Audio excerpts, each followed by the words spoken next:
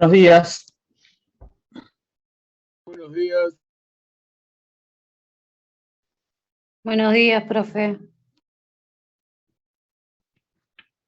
Bueno, hoy íbamos a empezar el repaso y a terminar la que viene, pero me pidieron por correo que se mantuviera el formato y bueno, vamos a seguir entonces con efectos y damos el repaso a la clase que viene y listo.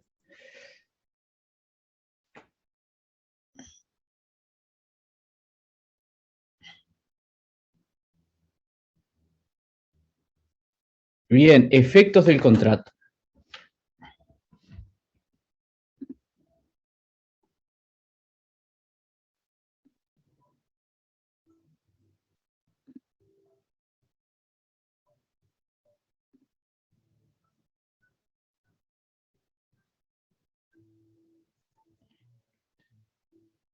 ¿Sí, Melanie?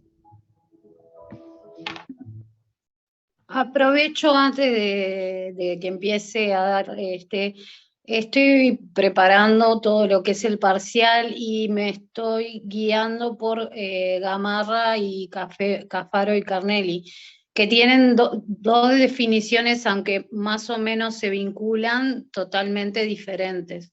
En lo que, por ejemplo, es el tema de... Ay, lo tengo acá. El tema del negocio jurídico.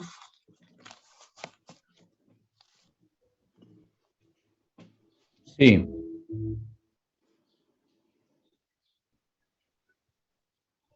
Nos podemos basar en los dos, en lo que usted dio en clase, porque hay algo que a mí no me quedó claro, que usted dio en clase, que dijo que es una declaración de voluntades que crea efectos jurídicos declarados por las partes.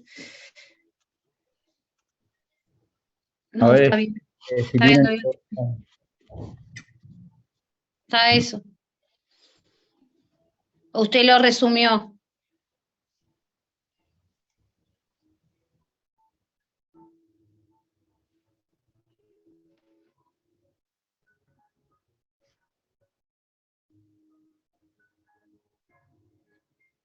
Estoy solucionándole a Silvina que no puede entrar y ya seguimos.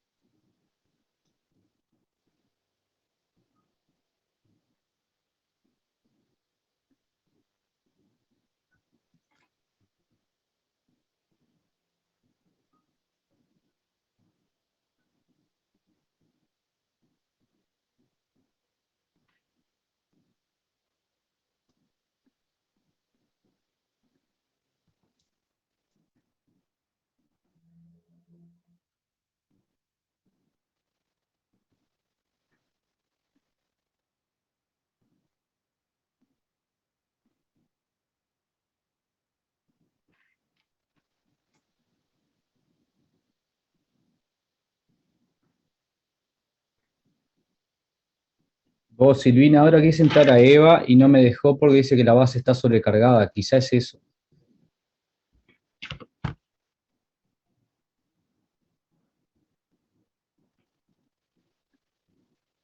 Está caído, Eva, profe.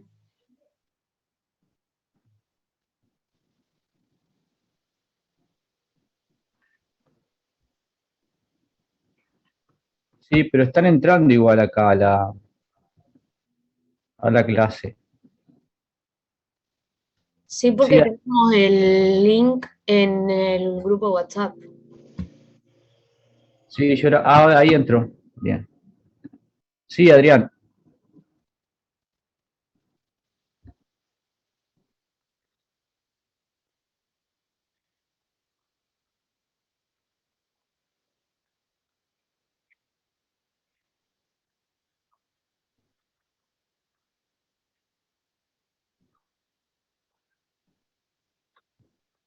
¿Y no le llegó la respuesta?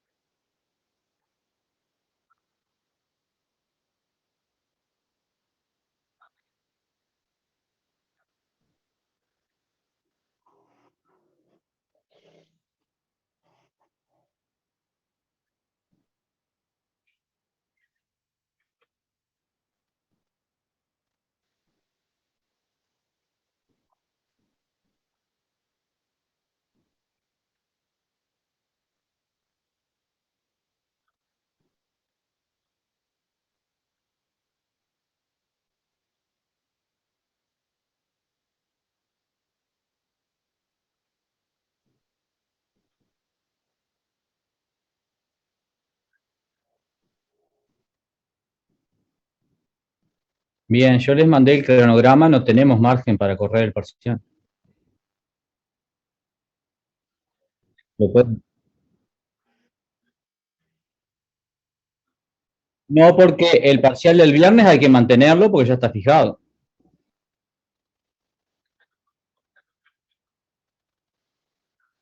No, no, no, son contextos distintos. Adrián, yo no voy a discutir con usted, son contextos distintos. Una cosa es cambiar un parcial con más anticipación y en la mitad del curso o antes de la mitad, y otra cosa antes de la mitad del curso. ¿Sí?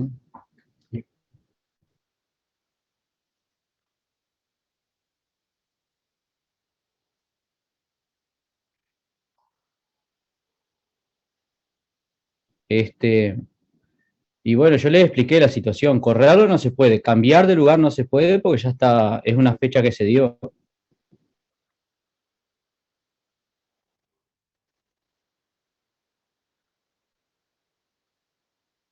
Profe, pero no es una fecha que le dio Bedelías. Bedelías le da solo la fecha del último parcial.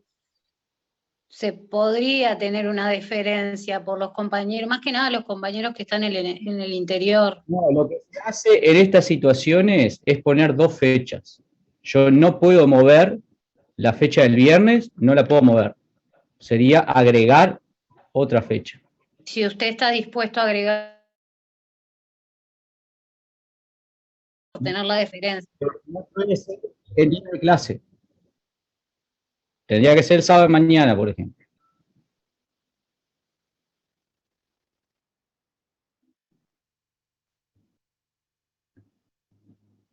El día de clase no puede ser porque si ustedes vieron el cronograma, no quedan fechas.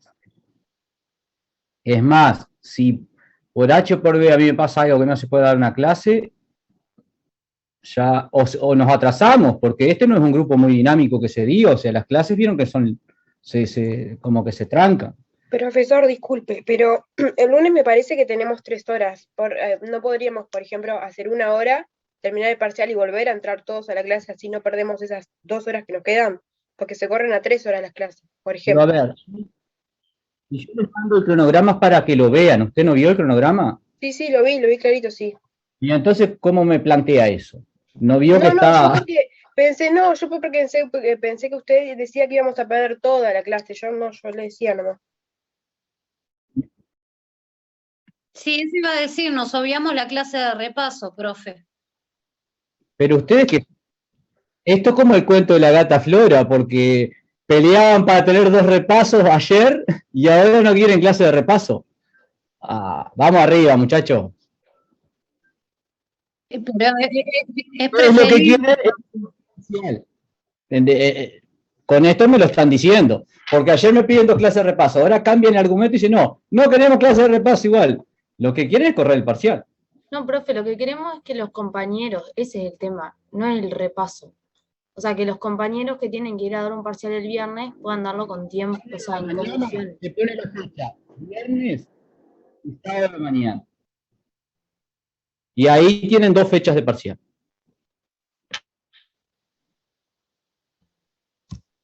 Como,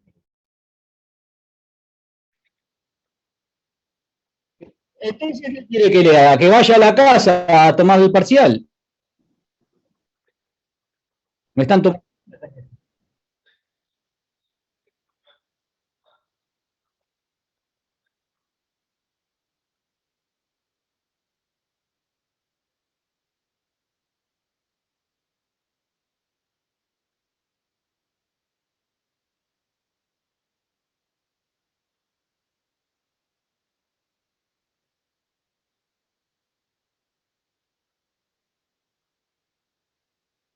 Bueno, a ver, eso me está diciendo, no le importa el repaso, pero ahora se está asincerando. Lo que quieren es más días para estudiar. Entonces, hay que ser coherente con el discurso que tienen, porque van y vienen, van y vienen, van y vienen constantemente.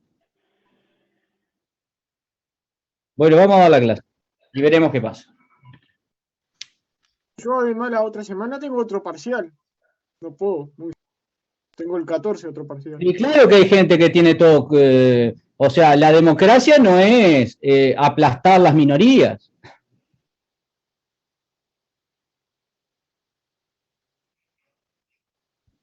Al final, una democracia egoísta es porque, bueno, nosotros 70 nos ponemos de acuerdo y los otros 40 que revienten. No, no es así. Pero en el primer parcial, profe, usted no tomó ni las minorías ni las mayorías, lo cambió y puso. Sí, ya expliqué Pero lo capaz del que el primer primer parcial, parcial es una Melanie. excepción. Bueno, si no avanzamos con la clase, tampoco, o sea, ¿Qué tema vamos a empezar ahora? ahora efectos del contrato. La alternativa que puedo dar es poner el sábado. O sea, esto es un curso a distancia, saben cómo es, yo no sé, no puedo, le repito, no puedo ir a tomarle el parcial a la casa a cada uno, no sé qué quieren. Les pongo una fecha el sábado, una fecha más que no debería hacerlo, bueno, esa es la consideración que puedo tener. Que no es poca cosa a tener que armar 2 parciales, 2 cuestionarios, 2 todo. Y poner un parcial un sábado.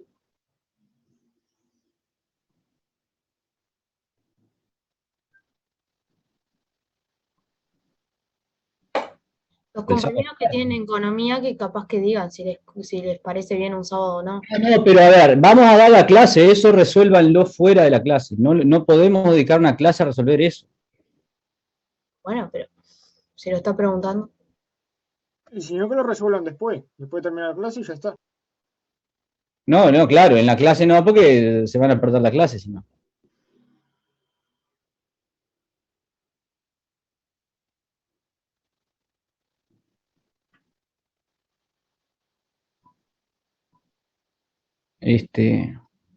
Porque aparte no, Profe, buen día. Entre tanto me perdí. O sea que, ¿cuál día? no, por ahora sigue todo igual. Sábado. El parcial el viernes se va a dar, sí o sí.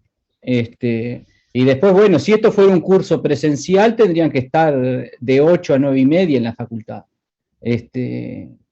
O sea,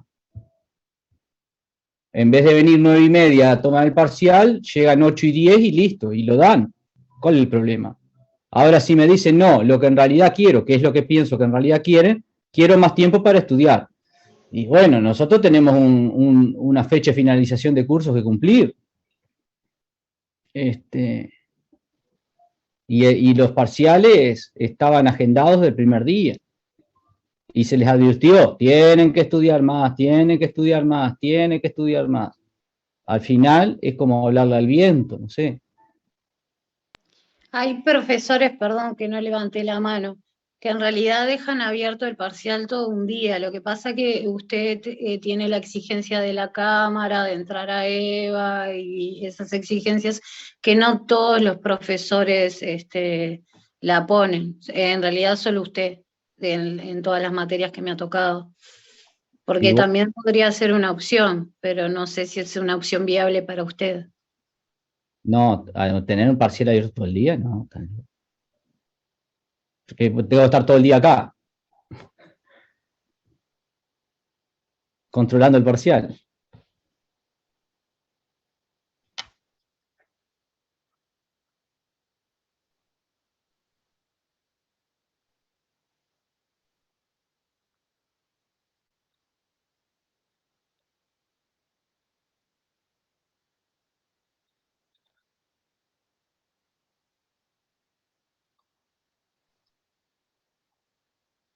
Bueno, yo cumplo mi función, hago mi trabajo. El resto es problema de los profesores, no mío. Silvina. Hola, buenos días a todos. Primero que nada, no, Hugo, te quería pedir para hostearme porque hay personas que están para entrar y no estoy todavía, pues salí, tuve que volver a entrar. Y bueno, no, y entonces hay algunos comentarios que los perdí, pero seguramente lo vamos a hablar nosotros después. Simplemente decir, yo estoy en propiedad intelectual también y con Beatriz también se prenden las cámaras porque es así como está establecido que debe ser y lo hacemos en todos los parciales. Así que no, digo, las comparaciones con otros cursos no, ya lo hemos hablado en otras instancias también, no cada uno, sino se anotan en otras materias. Nosotros cumplimos con lo que hay que hacer, y ya te digo, y que todo es el único, no es así, porque yo estoy en otro curso y también se cumple. Pero aparte a mí una comparación con alguien que no cumple el reglamento, la verdad que es como decir, mirá, a aquel le falta la plata y roba, ¿por qué no robas? No, yo cumplo el reglamento, listo. No me importa si otro no lo cumple, el problema del otro, no mío. Bueno, efectos del contrato. Bueno, entonces vean, si quieren tomar el parcial una fecha más el sábado, se puede abrir.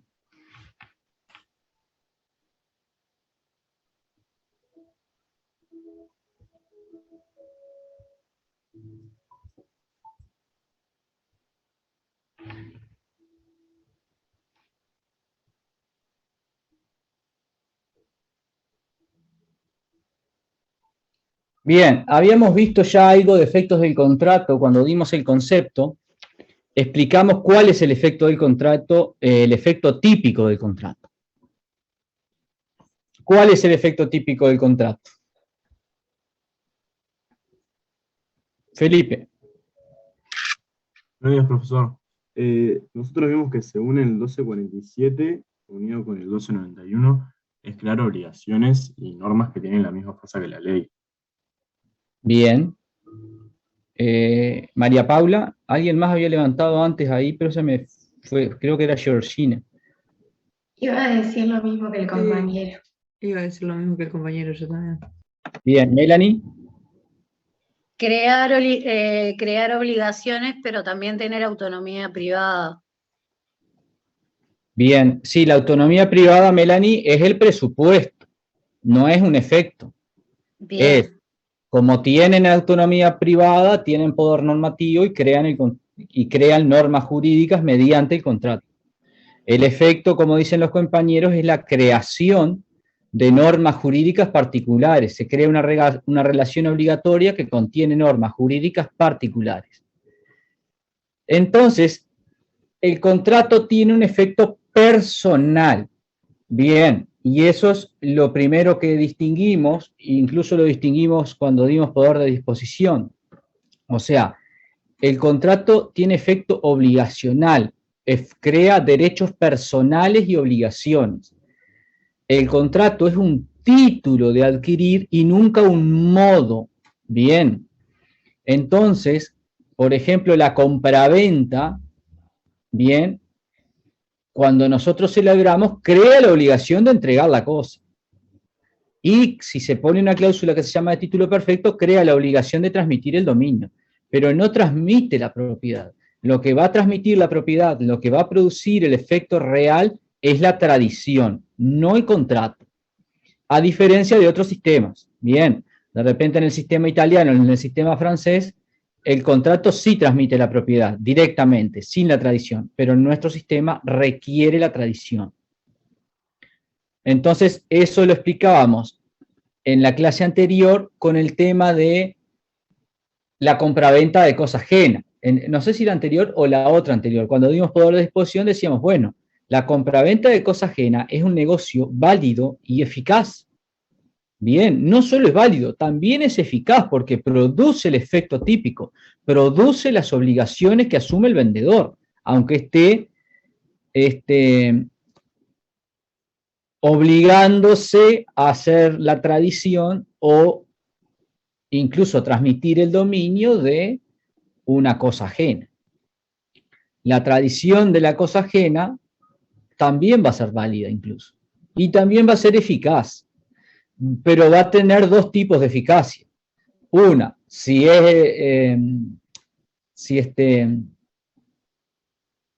quien transmite es el poseedor, va a transmitir la posesión, o incluso la tenencia. Y si quien transmite es el propietario, va a transmitir la propiedad.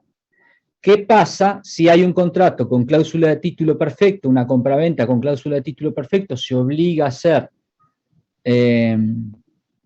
a transmitir la propiedad, y en definitiva cuando hace la tradición no es el propietario? Lo que hay es un incumplimiento, pero no ineficacia. Hay incumplimiento del contrato. Se obligó a transmitir la propiedad y no la transmitió. ¿Bien? Sí, Melanie. Que no va a desplegar los efectos reales, digamos, ¿no? ¿Qué cosa? La compra-venta de cosa ajena. No, nunca ninguna compraventa tiene efecto real. Es lo que estamos explicando. El efecto real lo produce la tradición, no la compraventa. La compraventa produce efecto obligacional, crea obligaciones y derechos personales. Nunca va a tener efecto real. Bien, entonces, primer efecto es efecto personal del contrato. Bien, no tiene efecto real, tiene efecto obligacional personal. Segundo efecto, la función normativa, que decían recién. Bueno, crea normas jurídicas particulares. Y esto es porque el contrato es proyección del principio pacta sunt servanda. Bien, es un principio que dice los pactos deben respetarse, y cuando vimos la autonomía privada, hacíamos referencia a este principio como un principio que está prácticamente desde el origen de las operaciones económicas, por llamarlo de alguna manera. Lo que hoy en día se llaman operaciones económicas. En ese momento, que habrán comenzado por la permuta y por otros tipos de pactos, ya se fue consolidando consuetudinariamente un principio que dice que los pactos deben respetarse, por más que no hubiera una ley. Bien, y hoy en día está hiperconsagrado, tanto en la legislación, pero entendemos que es un principio que emerge de la Constitución. Y ese principio, a su vez, si le buscamos la raíz, vamos al poder normativo negocial y a la autonomía privada. Entonces ahí, si hacemos el razonamiento inverso,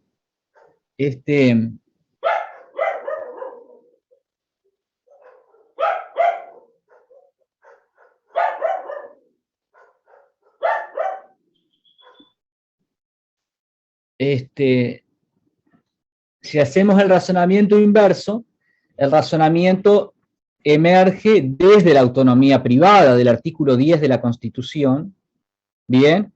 Y después vamos al artículo 11 del Código Civil, que reconoce la autonomía privada y establece justamente los límites, que son el orden público y las buenas costumbres. Lo que nos dice prácticamente el 11 es, bueno, las partes pueden crear norma jurídica, pero no pueden derogarse por acuerdo las normas de orden público, en cuya observancia están interesados, dice, el orden público y las buenas costumbres.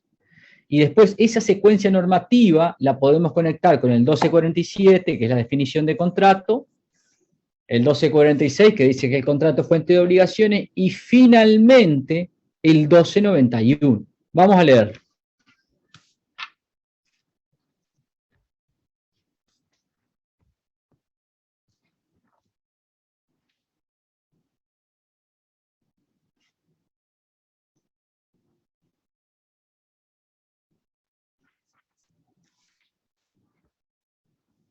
¿Alguien que lo lea, por favor?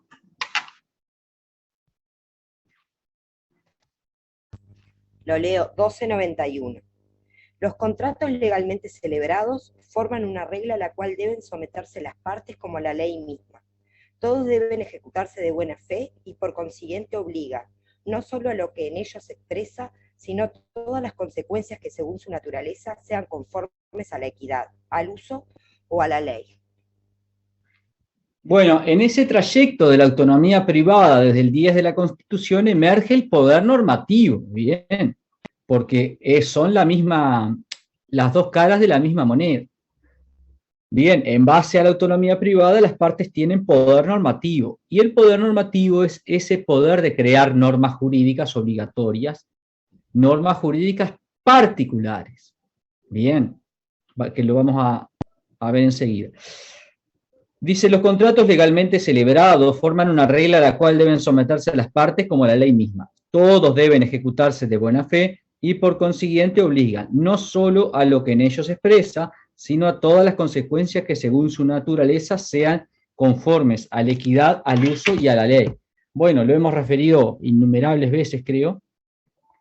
El artículo 1291 como recogiendo en definitiva el poder normativo de las partes y dándole jerarquía legal. Entonces, acá vemos otra característica típica del contrato. El contrato tiene efecto creativo de normas jurídicas, no modificativo ni extintivo. Bien, también a diferencia del derecho francés y el derecho italiano. Bien, en el derecho francés el efecto es obligacional creativo, pero además tiene efecto real. En el derecho italiano también tiene efecto real, pero además tiene efecto obligacional creativo, modificativo y extintivo. Acá, por ejemplo, la transacción, que el código dice que es un contrato, la doctrina entiende que no es un contrato. Bien, es una convención, pero no es contrato porque no solo no crea obligaciones, sino que reconoce las existentes. Pablo.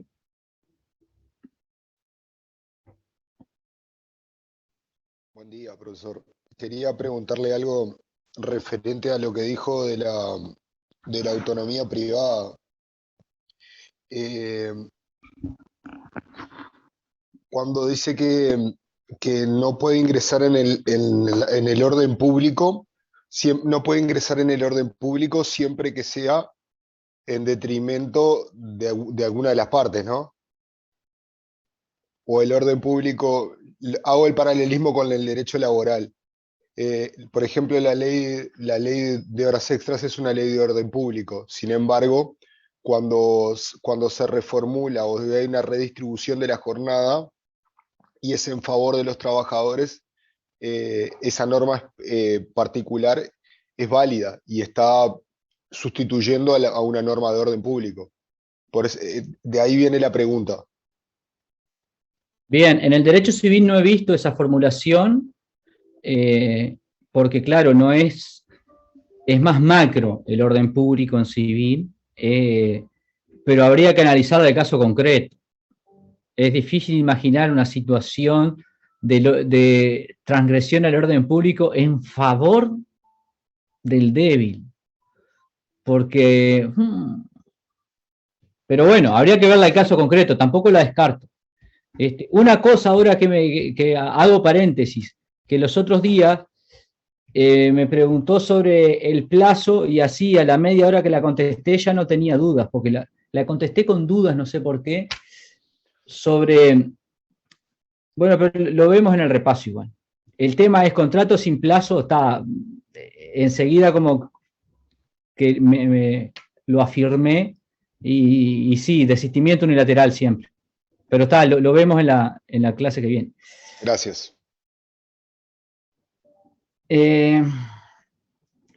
Habría que ver, ¿no? Porque ese caso es un caso muy particular del derecho laboral, ese que plantea. Entonces hay que ver en el derecho civil si hay, porque el orden público justamente está a favor del débil jurídico. Entonces, transgresión del orden público en favor del débil es como un poco contradictorio. Habría que analizar bien el caso concreto, pero bueno, supongo que si se da un caso así, viendo la finalidad normativa, se podría admitir, pero sinceramente nunca he visto un caso. Nunca he visto un caso. Melanie. Sí, profe, me quedé colgada con el cuarto efecto. ¿Lo puede repetir? Pero vamos en el segundo recién. Ah, entonces anoté mal. Está. Tenemos creación de una norma jurídica particular. Perdón, estamos en función normativa. Tenemos efecto personal del contrato, función normativa, y dentro de la función normativa estamos viendo creación de normas jurídicas particulares, bien, y no hemos avanzado todavía. O sea, estamos en el 2.1. Ahora pasamos al 2.2, que es la jerarquía de la norma. Bien, claramente el 1291 dice que la norma es de rango legal, al punto que el 11 justamente dice no pueden derogarse por convenios particulares las leyes en cuya observancia están interesados del orden público y las buenas costumbres. Está diciendo que las partes, con su norma privada, bien, y no tomen el derogar como diciendo derogas el artículo tal, no. Derogar en un sentido muy amplio es que desaplican una norma legal a la relación particular. Bien, las partes pueden optar por que el cumplimiento sea en plazo de 10 días o pueden regular ellas mismas el régimen de cumplimiento.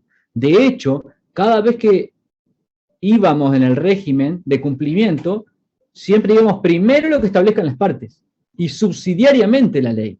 Y eso es lo normal en un contrato. Salvo que existan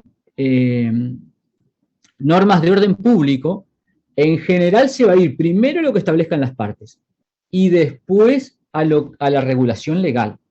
Bien, entonces el contrato crea una norma jurídica particular que tiene rango legal y se aplica preeminentemente a la ley. Bien, la norma jurídica que crea el contrato se aplica con preeminencia a la ley, salvo las normas de orden público. Y las normas de orden público ya, por ejemplo, en objeto, vamos viendo, ¿no? Cuando se trata de objeto ilícito, causa lícita, obviamente son normas de orden público, porque si no, si las partes pudieran derogar y decir, no, a los efectos de este contrato, no existe el objeto, se entiende que la cocaína es objeto lícito, entonces celebra una compraventa de cocaína y listo. No. O sea, si el sistema jurídico en el rango legal establece que hay un objeto ilícito en todo lo que contraría las leyes, bueno, eso es inderogable por las partes, porque eso es orden público.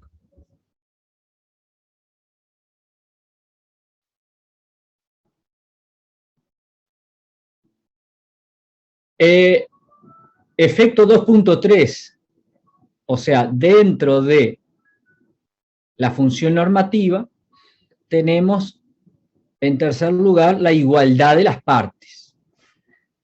Y vamos a leerlo porque lo hemos leído pocas veces, el 1253.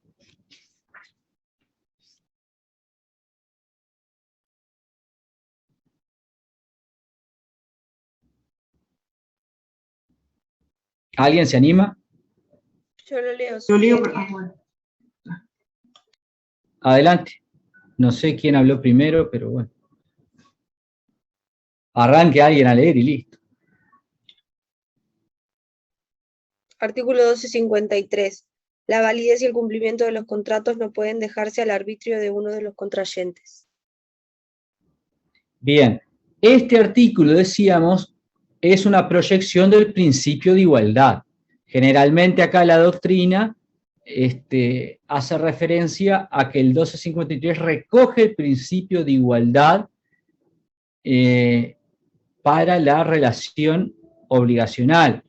Yo, más allá de eso, entiendo que la igualdad emerge directamente de la Constitución, del artículo 8 y del 72, y se aplica directamente al contrato sin necesidad de una norma legal que lo prevea. En ese sentido, si quieren profundizar, hay muchos trabajos del profesor Blengio, ahí en el anuario 30, 31, 32, hasta el 34 por ahí, porque fue algo que él hizo un trabajo como en 2 partes y después creo que alguien le contestó y él le contestó al siguiente, una cosa así. De la aplicación directa del principio de igualdad en la contratación. De hecho, hay todo un desarrollo del derecho constitucional privado, o el derecho privado fundamental, que son las normas fundamentales del derecho privado que se aplican tanto a los contratos como a la ley misma. O sea, en la jerarquía normativa no es que la Constitución es programática y no tiene aplicación directa. No, las normas constitucionales, muchas normas tienen aplicación directa. Un caso muy claro, por ejemplo, es la norma que establece la gratuidad de la asistencia sanitaria, que se aplica directamente por los jueces todos los días en los amparos de medicamentos. Y entonces, más allá de que lo recoja el 1253, tengan en cuenta que el principio de igualdad se aplica desde la Constitución directamente, sin necesidad de una norma legal.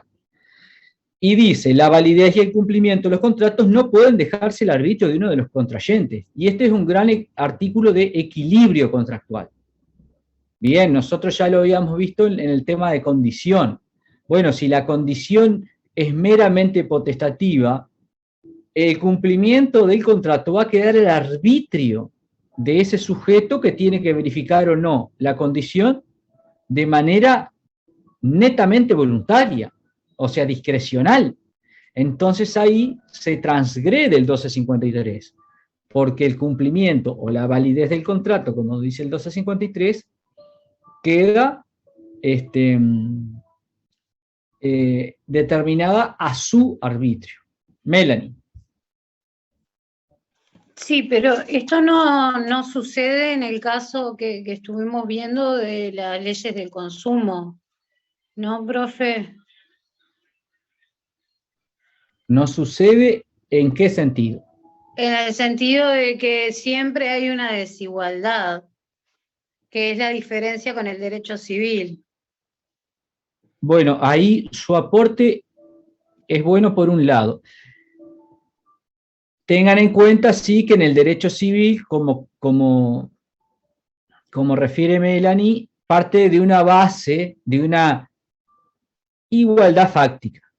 Entonces, claro, por eso el 1253, en un paradigma de igualdad, parte de una igualdad fáctica, a diferencia del derecho del consumo, que parte de una desigualdad fáctica, y regula de manera desigual para buscar igualdad jurídica. Bien, parte del supuesto de que las partes están en posiciones desiguales, entonces regula de manera desigual para tratar de que más o menos se equilibre. Claro, pero esto no quiere decir que en el derecho del consumo no se aplique el principio de igualdad, se aplica. Se aplica en todos los sistemas. Va a tener distintas maneras de aplicación. Incluso si ustedes lo ven más macro, la discriminación inversa es aplicación del principio de igualdad y está discriminando. Bien, o la discriminación positiva, como le llaman también. Busca eso, busca favorecer a un grupo históricamente desfavorecido. Bien, busca favorecer a las personas de color, a la mujer, a la comunidad gay. Bien, hay grupos que históricamente han sido desfavorecidos y lo que se busca con la discriminación positiva es eso, es algo parecido a lo que pasa en el consumo, es regulo de manera desigual para que en los hechos existe una paridad. La diferencia con el derecho del consumo es que el derecho del consumo es una foto de la realidad, una foto del momento, y cuando se habla de discriminación positiva, es capaz que es una secuencia, no una foto de, mirá cómo está la cosa hoy en día. El proveedor está pasando por arriba del consumidor. Vamos a regular desigualmente para buscar igualdad. Eso es la foto como en el momento. En la discriminación positiva es secuencial, mirá, pero esto según las estadísticas, ¿cuántas personas de color, gay o cuántas mujeres llegan a cargos de dirección? Mirá, no llegan muchos. Bueno, entonces vamos a discriminar positivamente. Por ejemplo, hay leyes que en los concursos aseguran cupos para personas afrodescendientes y para discapacitados. Bien, entonces hay un llamado para el cargo de abogado en no sé dónde. Entonces dice, el llamado comprenderá un cupo obligatorio para personas afrodescendientes que se deberá acreditar así o asá, o un cupo para discapacitados. Bien, trata de asegurar el cupo. ¿Por qué? Porque históricamente han sido discriminados. Pablo. Profesor, dos cosas. La primera es referente a lo que dijo hoy, me quedé con una duda. La transacción es un acuerdo, no un contrato, ¿no? ¿Puede ser? No lo es. El código la define como un contrato, pero la doctrina entiende que no. ¿Y qué vendría siendo entonces? ¿Qué naturaleza jurídica tendría? Es una convención que nosotros vimos que el contrato es dispositivo, bien, constitutivo, y la declaración es, la declaración, perdón. La convención. La transacción es declarativa.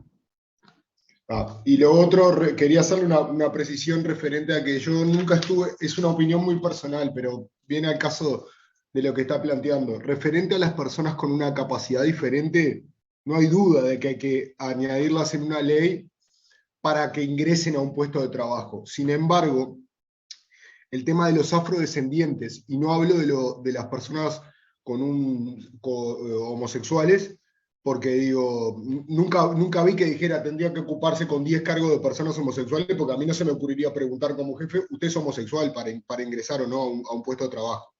Lo de la persona de color, como lo llaman, que también es bastante raro,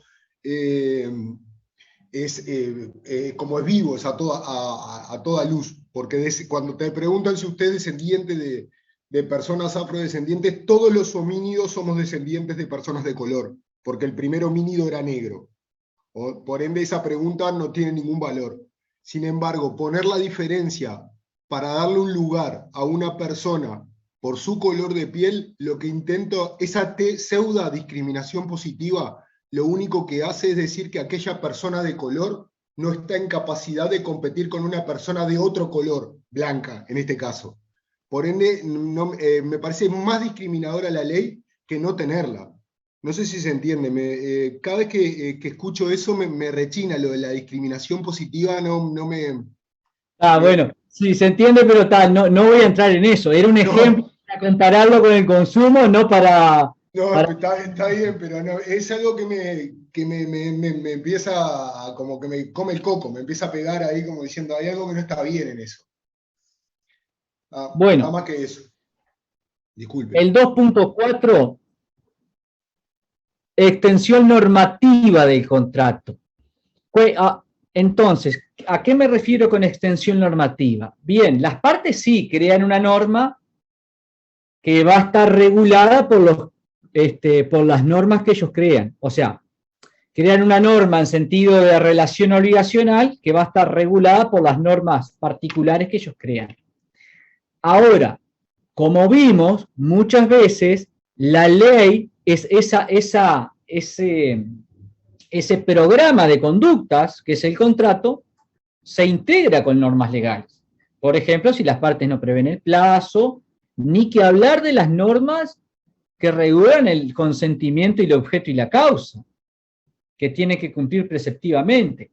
Entonces, claro, ¿qué pasa? Vamos a leer el 1260.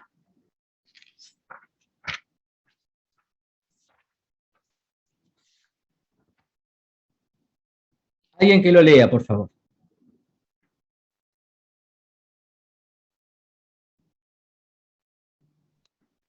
Artículo 260. Los contratos, ya tengan o no denominación particular, están sujetos a unos mismos principios generales.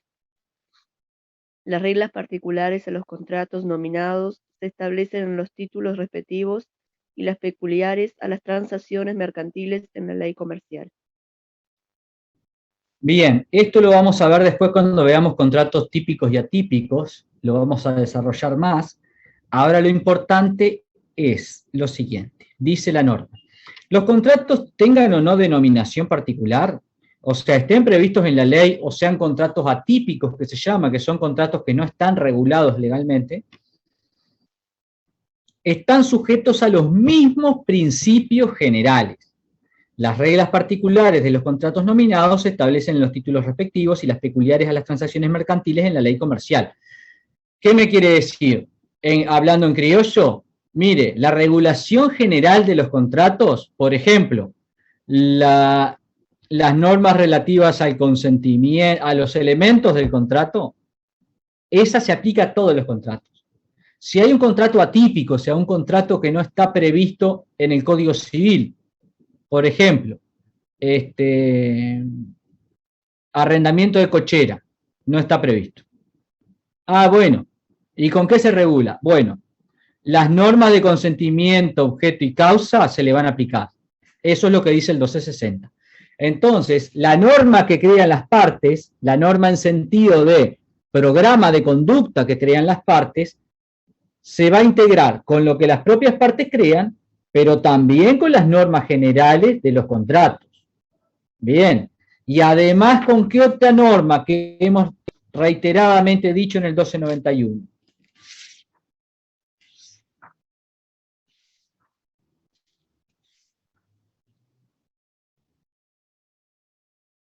Lo leo yo, inciso segundo.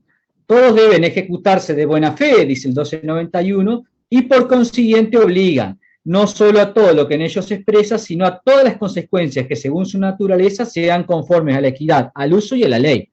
De nuevo, diciendo que el contrato se va a integrar también con normas legales. Entonces, la regulación que vamos a tener acá es: primero, vamos a tener las normas de orden público. Bien. Y dentro de ellas, todos los principios generales, principios y reglas referentes a los elementos del contrato. Luego, preeminentemente, en lo que no sea de orden público, va a regir las normas creadas por las partes por autonomía privada preeminentemente y subsidiariamente las normas legales. ¿Se entendió?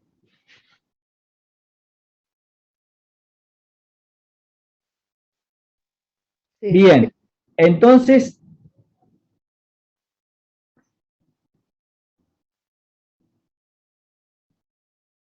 y ahora, tenemos la extensión subjetiva del contrato. Bueno, ¿a qué sujetos se extienden estas normas? ¿Y a ustedes qué les parece? A los contratantes nada más, profe. A los Bien. que celebran el contrato. Que están involucrados. En principio, a las partes. Bien, pero vamos a ver excepciones, que ya adelantábamos algo en poder de disposición, pero ahora vamos a ver más excepciones. Se extienden a las partes. ¿Sí? ¿Sí, Melanie? Las excepciones no se habían dado, ya no recuerdo bien, cuando otra persona se hacía cargo de la deuda también. Que es un tercero que no participó, pero en realidad tiene un interés, porque es un fiador o algo y se vuelve parte del contrato. En subrogación. Sí. Sí, ahí podría ser un caso, pero sobre todo en la innovación subjetiva, Y en la subrogación también porque viene a suceder. Pero claro, ahí sucede una situación jurídica, pero no sucede a la parte contractual. Vamos a ver la diferencia ahora. En la representación no podría ser, profe. Sí, en la representación lo vimos, y ahora vamos a ver otros supuestos. Bien, vamos a ver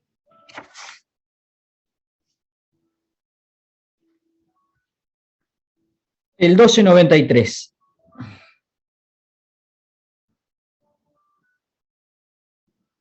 Alguien que lo lea, por favor, y alguien más que lea el 1292.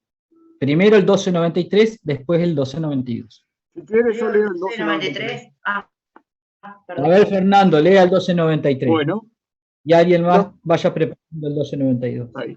Los contratos no pueden oponerse a terceros ni invocarse por ellos, sino en los casos de los artículos 1254 a 1256. Bien, esto está directamente relacionado con el principio de relatividad, o sea, es el principio de relatividad del contrato, quiero decir, y está relacionado al poder de disposición que tienen las partes. Si yo vendo cosa ajena, yo voy y digo, Silvina, qué lindo tu auto. Y voy y se lo vendo a mi vecino. Y mi vecino viene y le inicia una reivindicación a Silvina diciendo, vengo a reivindicar este auto que es mío y me lo vendió Guito. No, pero, o sea, él, si bien tiene un contrato, no puede hacer valer ese contrato respecto a una cosa que es propiedad de otra persona. Bien, y a su vez, el contrato no puede ser invocado por terceros tampoco. Así como una de las partes del contrato no puede hacer valer ese contrato respecto a una cosa que está fuera de la esfera jurídica de las personas que se obligaron, bien, el contrato tampoco produce una norma fuera del contrato. Bien, ese contrato no obliga a Silvina. ¿Vieron? Es como una matriz, es como un prisma que va generando distintas caras y son distintas. Estamos viendo los efectos del contrato desde diferentes ópticas, por así decirlo. Entonces, es todo proyección de lo mismo. Y volvemos a la autonomía privada. Las partes son libres de crear normas jurídicas en su esfera jurídica y solo en su esfera jurídica. Entonces, por tanto, esas normas que crean no pueden obligar a un tercero, ni un tercero puede venir a querer aplicar coactivamente las normas de ese contrato. Por ejemplo, hacer una compraventa de un bien y el vendedor incumple el precio. Y viene mi padre que le gusta meterse en todo.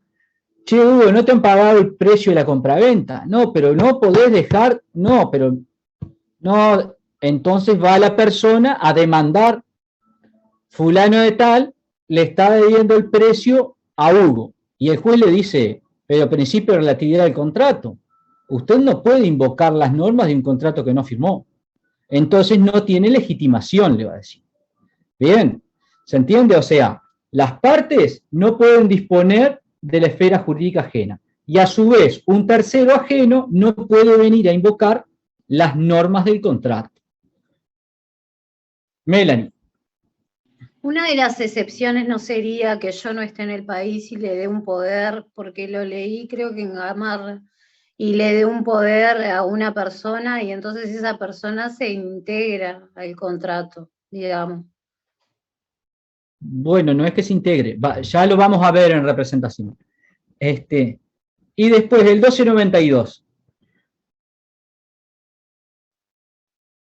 Perdón. Y el 1293 vieron que remite a representación, que es el 1254 y 1255, ratificación, y va a remitir también a estipulación en beneficio de tercero, que es el 1256. Y después también vamos a ver la garantía de ratificación de tercero, que es el porte fort, como otros supuestos que son excepciones a este principio. 1292.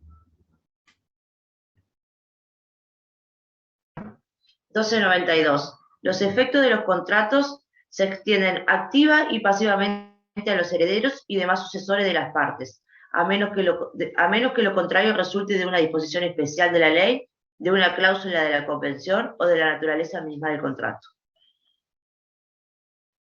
Bueno.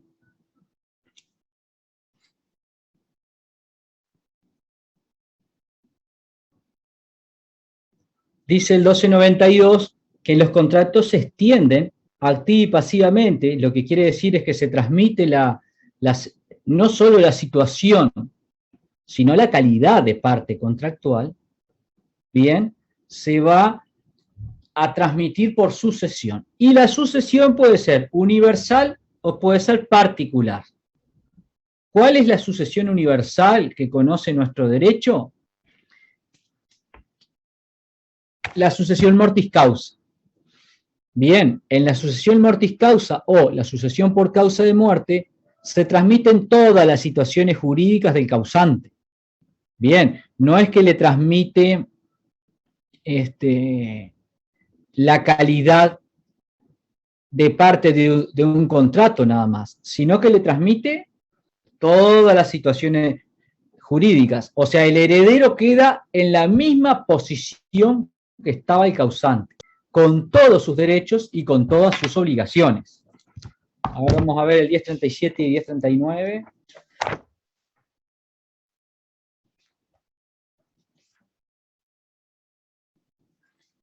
Dice el 1037 en sucesiones.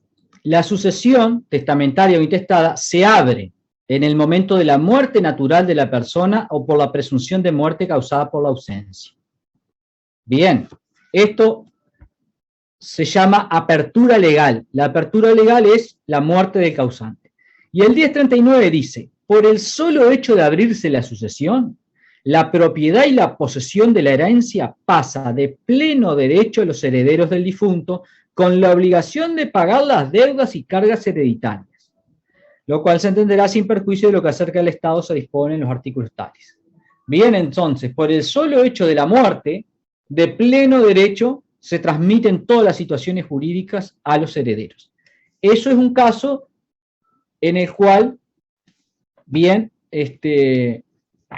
se va a extender subjetivamente el efecto del contrato más allá de la persona original. ¿Por qué? La persona original fallece, entonces queda en su lugar el sucesor. Y la sucesión particular es cuando un sujeto transmite voluntariamente su calidad de parte a otro sujeto. Y acá tenemos que distinguir la sucesión de parte con la cesión de crédito, por ejemplo. En la cesión de crédito se transmite solo la situación jurídica activa. En la sucesión de parte se transmite todas las situaciones, la activa y la pasiva.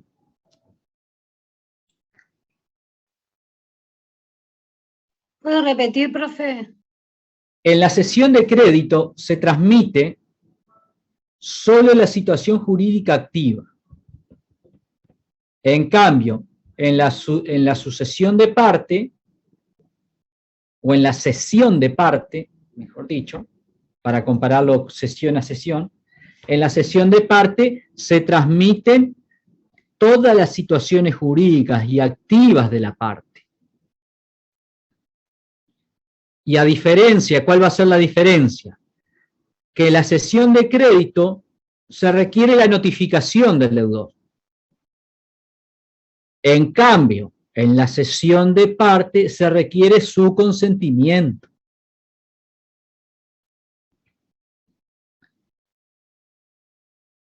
En la cesión de crédito se requiere la notificación, porque si ustedes después cuando vean cesión de crédito van a ver artículos 1759 y 1760, pónganlo ahí entre paréntesis, porque es bueno que lo chequeen en la norma.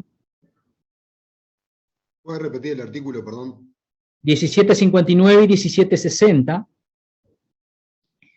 le va a poder oponer las excepciones. ¿Por qué es necesario notificar? Porque notificado, en plazo de 3 días, el deudor se puede oponer.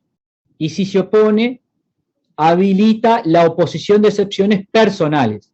Si no, solo puede oponer las excepciones reales. Pero bueno, eso lo van a ver en contratos en cesión de crédito. Lo que me interesa acá es marcar la diferencia con la cesión de parte que requiere consentimiento. Lo importante acá es saber que una se perfecciona con la notificación y la cesión de parte requiere consentimiento. ¿Cuál es la diferencia? Que en la cesión de crédito, al deudor le es lo mismo pagar a cualquier acreedor. Con la diferencia eso, de que de repente capaz que tenía excepciones personales, de repente tenía compensación, por ejemplo. Entonces, claro, no, pero yo con esto iba a compensar, entonces en el plazo de 3 días me opongo y le puedo poner la compensación. En cambio, no es lo mismo para un deudor cualquier acreedor. O sea, para un deudor es lo mismo deberle a cualquier acreedor. Pero para un acreedor no es lo mismo tener a cualquier deudor, porque puede haber deudor insolvente o insolvente. Solvente o insolvente, quise decir. Entonces ahí cambia. Entonces ahí la cesión de parte va a ser un negocio trilateral. Va a requerir el consentimiento. Bien.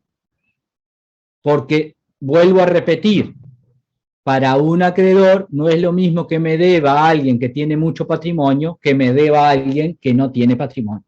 Entonces, por eso se requiere el consentimiento del acreedor. ¿Y cuál es el efecto? En la cesión de parte, la persona queda en el mismo lugar y posición de la parte. Vieron que hoy Melanie ponía el ejemplo de la subrogación. En la subrogación queda en lugar del acreedor, pero solo respecto al crédito. Bien, y en esto no. Esto es sucesión de parte. Hay 2 partes y una sale y otra entra. Igual que en la sucesión por causa de muerte, nada más que la sucesión por causa de muerte es universal. Y acá es, por voluntad de las partes, se transmite solo la parte contractual. Un ejemplo práctico que quizá conocen es, bueno, arrendamiento, arriendo por 2 años, al año me quiero ir y el arrendador no me rescinde. Entonces, ¿qué hago? El traspaso del contrato. Eso es un ejemplo de sucesión de parte. Porque claro, no solo lo sucede en el crédito, lo sucede en los derechos y obligaciones. La persona que va, cuando yo traspaso el contrato de arrendamiento, la persona que acepta el traspaso queda en el lugar y en la posición que tenía yo. Pero claro, necesito el consentimiento del arrendador, porque reitero, para el acreedor no es lo mismo cualquier deudor. Entonces el arrendador va a decir, bueno, pero a ver, bueno, este es el nuevo arrendatario, sí, usted tiene garantía, listo, me sirve. Pero de repente hay una persona que no tiene garantía y no acepta el traspaso.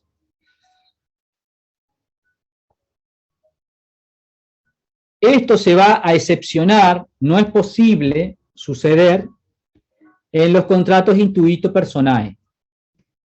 Bien, ¿cuáles son los intuito personae? A ver. Los que importa a la persona que los realice. Por ejemplo, un pintor Bien. determinado que va a pintar algo. Donde la obligación es importante el sujeto que la cumple. Bien, por ejemplo, vamos a leer el 1849.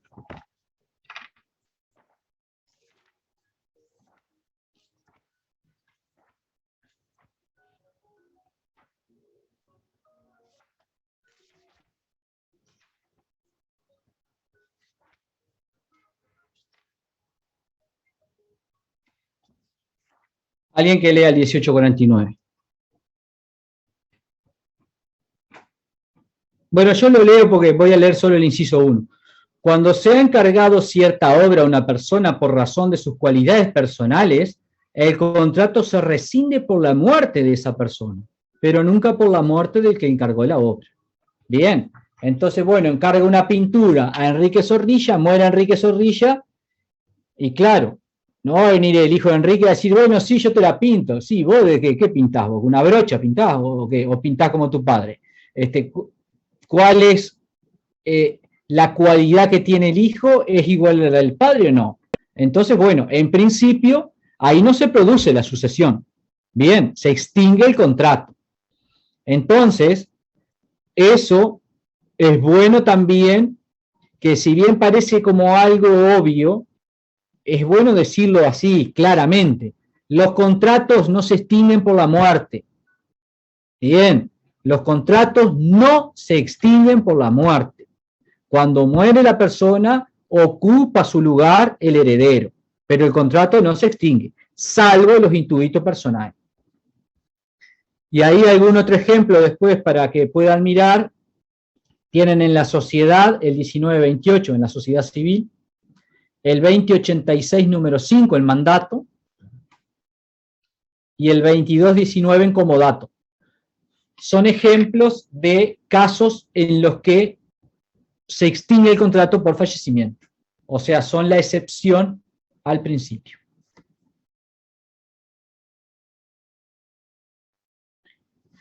Y después tenemos la extensión a terceros.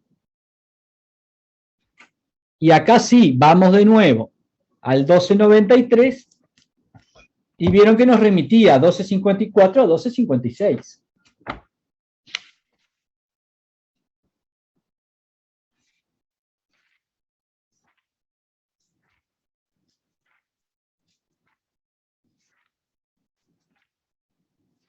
Los contratos no pueden oponerse a terceros ni invocarse por ellos, sino en los casos del artículo 1254 a 1256. Bien, está como la propia norma del 1293 está marcando la excepción y remitiendo al 1254 y 1255 que habíamos visto que preveía la representación y la ratificación. Entonces, ¿qué se requiere? Bueno, ya habíamos leído el 1254 y 1255.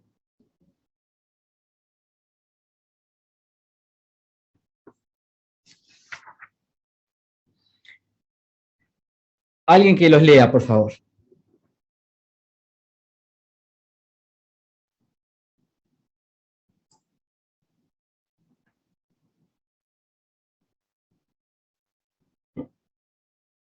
Los leo si quieren. El 1254 nomás. Artículo 1254. El contrato que hiciere una persona a nombre de otra, estando facultado por ella o por la ley, producirá respecto del representado iguales efectos que si hubiese contratado el mismo. Bien, Pablo, ¿iba a decir algo? Profesor, referente a los contratos intuito personae, me vienen dos dudas acá.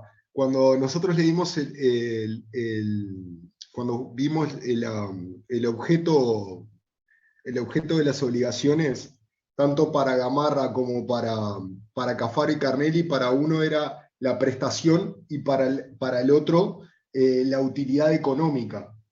Y en el caso de los intuitu personae parecería no coincidir con esa posición. No sé si se entiende a lo que voy. Entiendo, claro.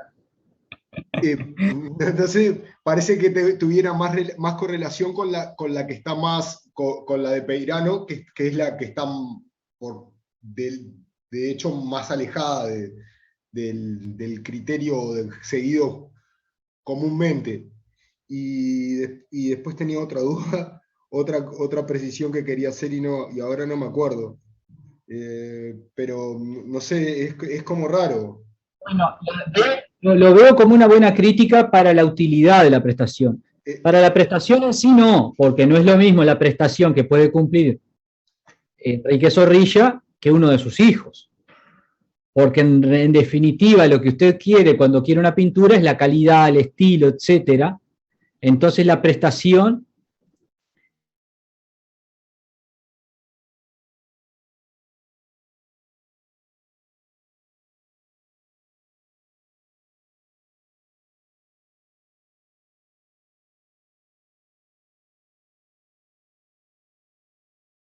que queda el cuadro, pero en realidad es de utilidad económica. Entonces, lo que tiene la utilidad económica, que lo abstrae y lo generaliza, entonces le quita eso intuito personal. Entonces le dice, bueno, pero ¿qué me quiere decir con utilidad económica? Que el valor que tiene el cuadro, económicamente hablando, pintado por Enrique Zorrilla, no es el mismo valor del cuadro del hijo. Bien, pero entonces podría sustituir un pintor equivalente. Entonces, para la utilidad de la prestación puede ser, no sé si es una crítica determinante, pero es un buen razonamiento. Bien. Bien. Tenía algo más y ahora no lo recuerdo, pero... Bueno, vamos arriba, yo voy a seguir porque las papas queman. Perdón. Bien, ¿qué se requiere para la representación? Poder de representación, que ya lo habíamos visto hace un par de clases, y además actuar a nombre ajeno, porque si yo soy apoderado, pero no actúo a nombre ajeno, yo tengo poder, ¿no? Yo trabajaba en estudio jurídico desde los 15 años y todavía tengo poder de todos, ¿no? De todos los abogados. Nunca más me revocaron los poderes, pero bueno, yo podría ir y en vez de transferir de mi cuenta, transferir de la cuenta de los otros. Bueno, pero ahí sería un error. Ahora, bueno, ahí no se aprecia claramente porque no hay que invocarlo. Pero, por ejemplo, comparé con un contrato y una cosa es decir, Hugo Sebastián Díaz Fernández, cédula de identidad, tanto, domiciliado en tal lugar, papá, tal cosa. Y otra cosa es decir, fulano de tal, representado por Hugo Sebastián Díaz Fernández, o Hugo Sebastián Díaz Fernández en representación de fulano de tal. Lo mismo en la patria potestad. Fulana de tal en representación de su menor hijo, no sé quién. Bien, no es lo mismo que decir fulana de tal nomás. O sea, tiene que estar declarado que se actúa en calidad de representante. Bien, entonces hay que tener poder de representación, que veíamos que puede ser legal o convencional, pero además actuar a nombre del representado. Es un requisito indispensable para que se configure la representación.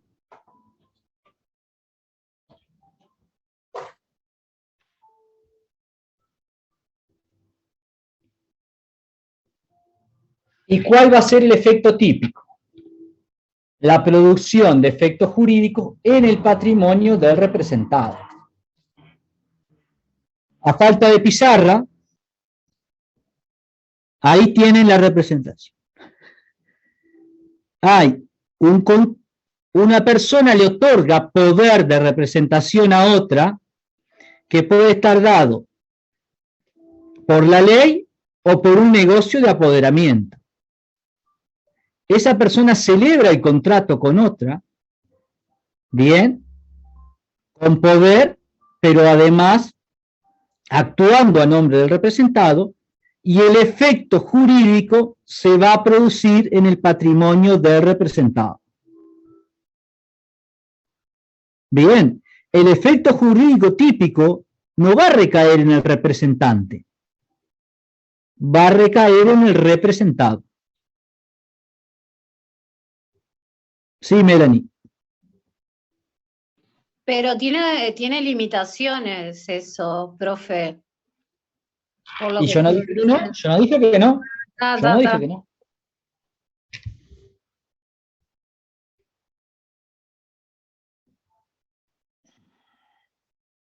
Me voy a poner los nombres a los muñequitos ahí, pero bueno. Se entiende que la persona que otorga el poder es el representado, este es el representante, acá celebran el contrato con otro, y el efecto que produce el contrato cae en la cabeza del representado. Creo que Gamarra dice algo, yo esa parte de Gamarra no la leo desde que soy estudiante, pero dice algo así como un salto a dos pies en la cabeza de un tercero que siempre me dio tanta gracia, pero bueno, lo pueden leer ahí de Gamarra o de Cafera, está bien.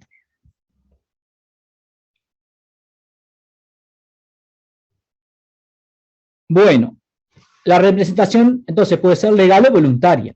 Legal es cuando la ley confiere poder de representación a un sujeto respecto a otro.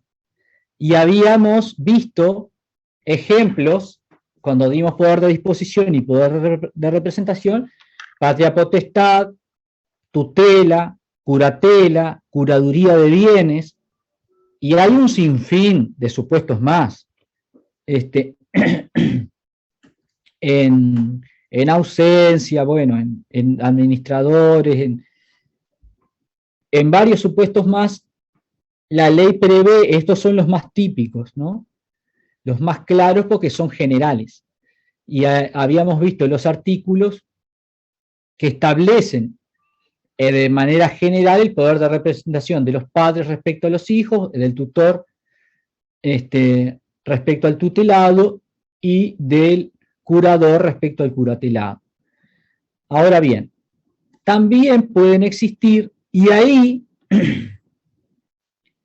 como dice Melanie, el sistema va a prever determinadas limitaciones que son limitaciones que van a estar dispuestas como poder normativo, como limitaciones al poder normativo y como limitaciones al poder de disposición. Bien, que es lo más, el ámbito natural de la limitación a la representación es el poder de disposición, porque habíamos visto que el poder de representación es una especie del poder de disposición. Es un poder que me otorga para actuar eficazmente en el patrimonio, en la esfera jurídica ajena, para no decir solo patrimonio. Y la representación puede ser voluntaria, que ahí es cuando un sujeto confiere voluntariamente a otro poder de representación en ejercicio de la autonomía privada. Y eso se hace mediante un negocio de apoderamiento, que es lo comúnmente llamado poder.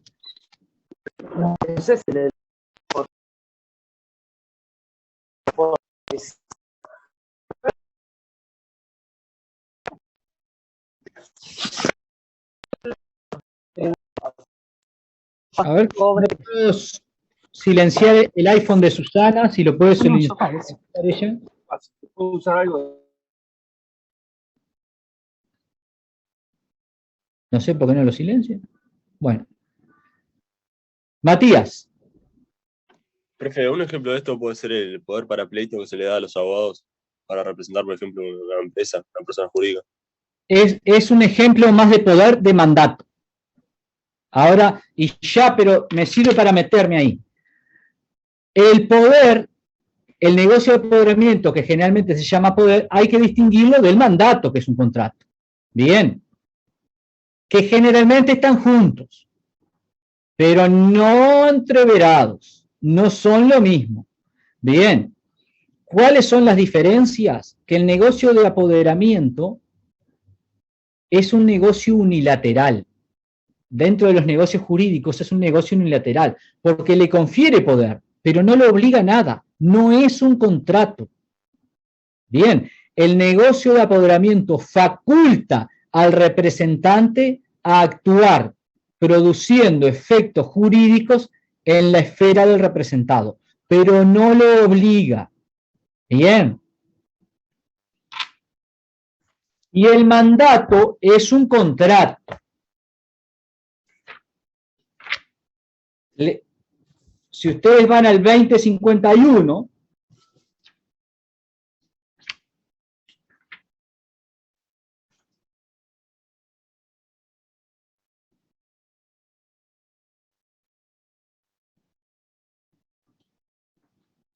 dice, el mandato es un contrato por el cual una de las partes confiere a la otra, que lo acepta, el poder para representarla en la gestión de uno o más negocios por cuenta y riesgo de la primera.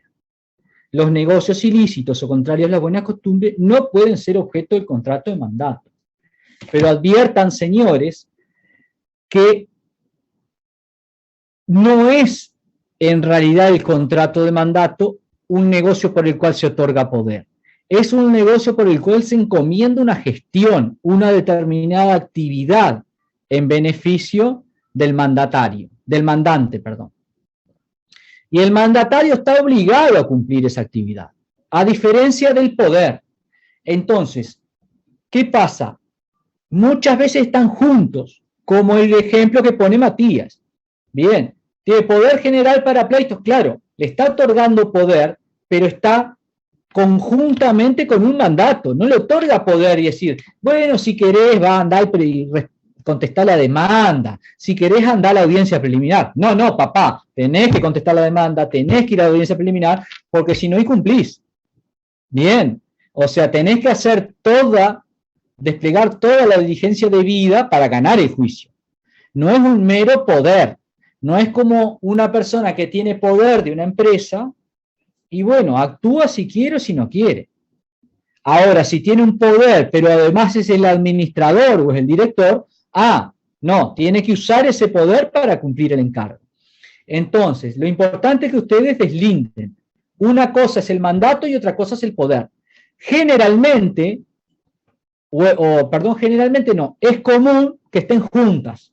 De hecho, el 2051 lo define como si fueran una misma cosa. Y por eso lo que va a suceder es que el negocio de apoderamiento no tiene una regulación propia. Está dentro del mandato. Entonces, muchas normas del mandato se aplican al negocio de apoderamiento. Entonces, cuando dice, bueno, el mandato puede ser general o especial, bueno, eso se aplica al negocio de apoderamiento, por ejemplo. El negocio de apoderamiento también puede ser general o especial, y vamos a verlos. Pero es importante que tengan claro que no son lo mismo. El negocio de apoderamiento puro no obliga, faculta.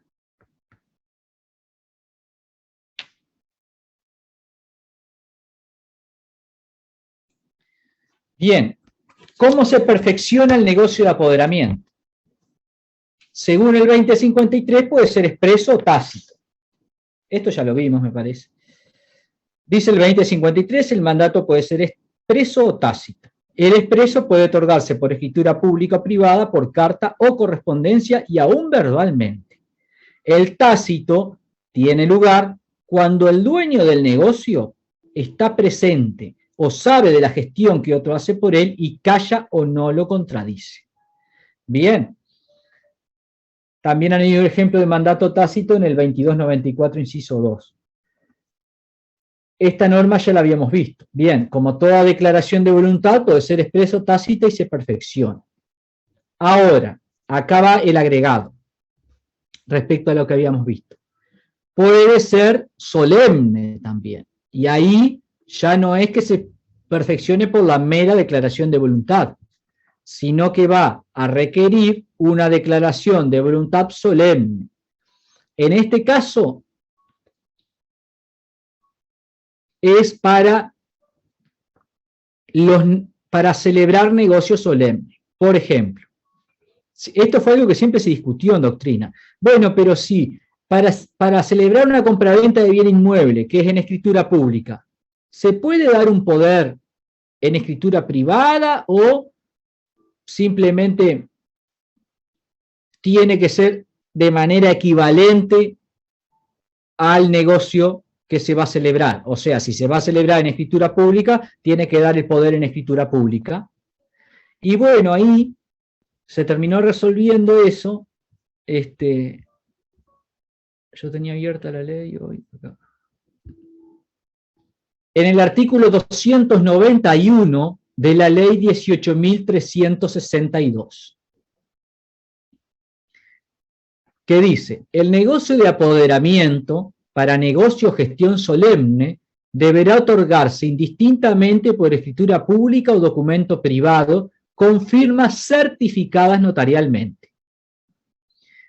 Aquellos poderes que confieran facultades para otorgar negocios jurídicos solemnes y los registrables que se otorguen por documento privado con firmas certificadas deberán ser protocolizados en forma previa o simultánea a la utilización. Si se omiten los requisitos a que refiere el inciso primero, el negocio de gestión será válido, pero ineficaz.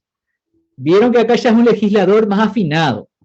Parecía que que la norma la hubiera redactado Carnelli, más o menos, porque Claro, no surte efectos, ¿no? distinguiendo la nulidad de la eficacia.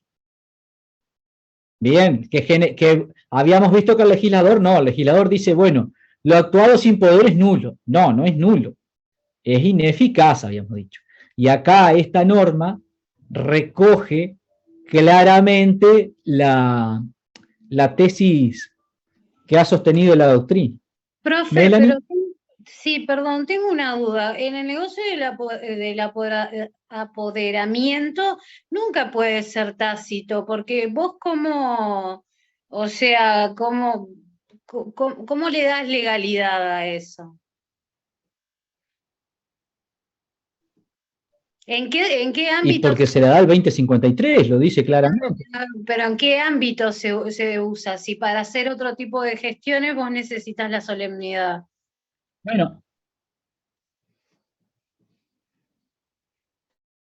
Bueno, pero cuando es negocio solemne.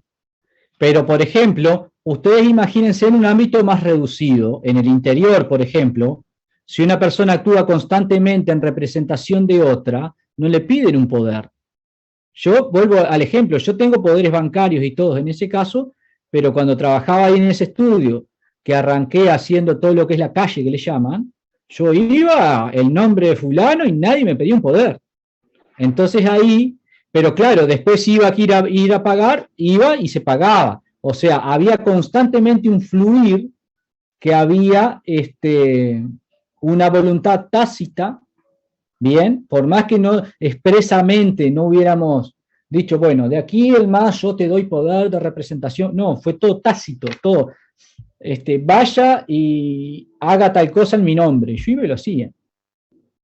Entonces ahí, en una comunidad más pequeña, es muy normal que haya una representación tácita, de que nunca nadie vio un poder, nadie no fue y lo llamó y le dijo, mirá que va a ir Hugo en mi nombre y representación. Pero como me veían que yo trabajaba ahí, daba una apariencia. Y el tema de la apariencia es fundamental en el tema de la representación. Claro, no se me ocurría ningún ejemplo, porque todo es en el marco legal.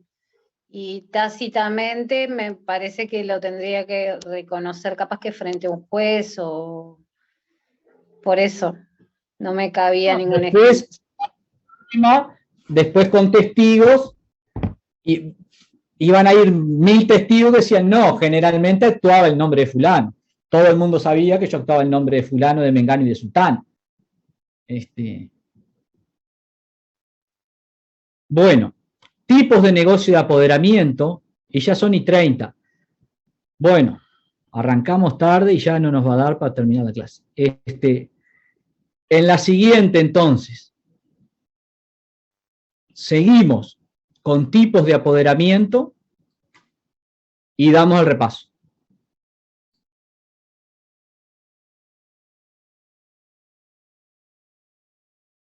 Profe. Sí. Una consulta administrativa. Usted cuando subió las pautas del parcial, puso lo que valían las preguntas, las preguntas de múltiple opción. La segunda parte, ¿qué valor tiene? No lo leí, no lo leí, pero no lo encontré, no sé si estaba o... O sea, entre los dos cuestionarios son 50 y 50 en principio. Pero claro, una calificación o sea, las múltiples opción tampoco son más objetivas que las otras, pero ninguna calificación es objetiva por definición, todo es subjetivo.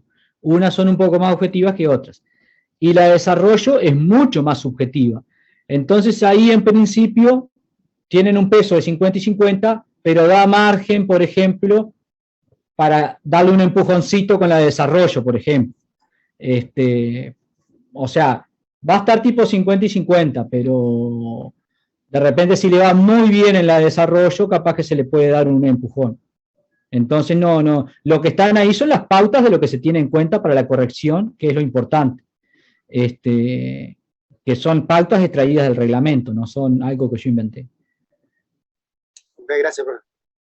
Bueno, nos vemos el miércoles. Cualquier duda, pregunten por correo, tanto de esto que preguntó él, como de dudas de fondo, porque cuanto más dudas yo puedo evacuar por correo, que fluya más la clase que viene, se va a avanzar más, porque el tema es el que si no fluye, bueno, claro, por definición, si no fluye, no avanza. Nos vemos. Gracias, hasta la próxima. Nos vemos. Gracias.